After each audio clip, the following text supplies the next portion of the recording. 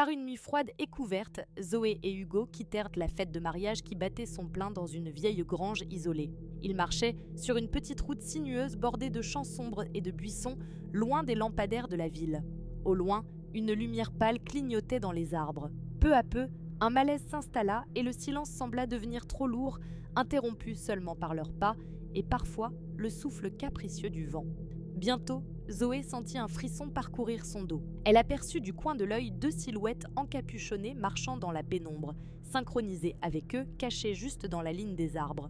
Leur démarche était fluide, presque silencieuse, mais la nature morte du paysage amplifiait les moindres craquements. Hugo échangea un regard nerveux avec Zoé, hésitant à briser le silence ou à accélérer le pas, tandis que la tension montait à chaque mètre parcouru. Décidant qu'il était temps de rebrousser chemin, Hugo proposa calmement de retourner à la fête. Quand ils firent demi-tour, les silhouettes firent de même, gardant leur distance sans jamais révéler leur visage. Le silence était glacial. Chaque pas précipité semblait ébranler l'obscurité, leur cœur battant la chamade jusqu'à entreapercevoir les lumières rassurantes de la grange à travers les arbres.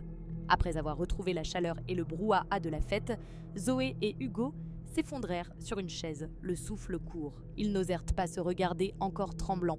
La menace dans l'ombre était restée tapie, mais l'expérience resta gravée dans leur mémoire, comme une sombre promesse que l'obscurité de la campagne recèle des secrets qu'il vaut mieux ignorer.